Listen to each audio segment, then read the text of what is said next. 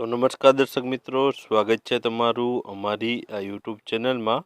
તો મિત્રો, યુજીવીસીએલ છે તેમાં નવી ભરતીની જાહેરાત છે બહાર પાડવામાં આવી છે।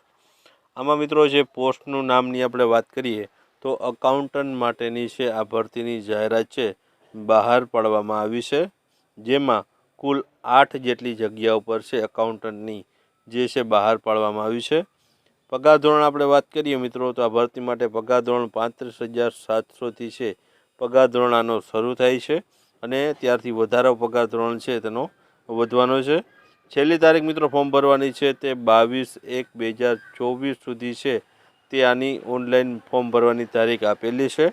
તો મિત્રો જોઈએ આનું નોટિફિકેશન તેમાં શું છે માહિતી આપી છે। તો મિત્રો યુજીવીસીએલમાં છે આ ભરતી છે તે જાહેર કરવામાં આવી છે। તો આની નોટિફિકેશન ઓફિશિયલ જે જાહેર કર્યું છે તે જોઈએ તો અહીં તમે જોઈ શકો છો ઓફિશિયલ નોટિફિકેશન છે ઉત્તર ગુજરાત વીજ કંપની લિમિટેડ દ્વારા છે મિત્રો આ ભરતી છે જાહેર પાડવામાં આવી છે। એમ્પાવર યોર કરિયર વિથ યુજીવીસીએલમાં મિત્રો છે યુજીવીસીએલમાં ભરતી બહાર પાડવામાં આવી છે, જેમાં પોસ્ટ છે ડેપ્યુટી સુપ્રિન્ટેન્ડન્ટ અકાઉન્ટન્ટ માટેની છે આ ભરતી રહેલી છે। ટોટલ આપણે અગાઉ કહ્યું તે મુજબ 8,000 છે, 8 જેટલી છે મિત્રો, 8,000ની 8 જેટલી જગ્યાઓ પર ભરતી છે અને પગાર ધોરણ આપણે કહ્યું તે મુજબ 35,700થી લઈને 82,100 સુધી તમારો જે પગારનો સ્કેલ છે તે રહેલું છે કે શરૂઆતનો પગાર 35,000 છે, ત્યારબાદ છે તમારી નોકરીના આધારિત છે તમારો પગાર ધોરણ છે તે વધવાનો છે અને તે 82,100 સુધી છે તે વધે છે। ત્યારબાદ મિત્રો આપણે વાત કરીએ તો આ ભરતી માટે તમારે છે ઓનલાઈન એપ્લિકેશન કરવાની રહેશે, એટલે કે ઓનલાઈન ફોર્મ છે તમારે ભરવાનું રહેશે। આ ફોર્મ તમે છે ક્યાંથી ભરી શકશો તો તે છે યુજીવીસીએલની ઓફિશિયલ વેબસાઇટ ઉપરથી ભરી શકો છો।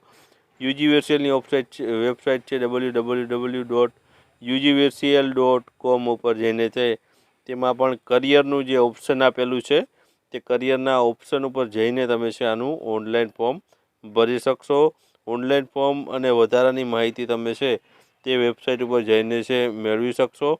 ઓનલાઈન ફોર્મ ભરવાની તારીખ મિત્રો 2/1/2024થી લઈને છે 22/1/2024 સુધી છે તમે ઓનલાઈન છે યુજીવીસીએલની વેબસાઇટ ઉપરથી છે ફોર્મ ભરી શકશો। તો જે પણ મિત્રો છે તે ઉત્તર ગુજરાતના હોય અને તે આ જોબ માટે છે એપ્લાય કરવા માંગતા હોય તે યુજીવીસીએલની વેબસાઇટની છે અવશ્ય છે તે એકવાર મુલાકાત લે।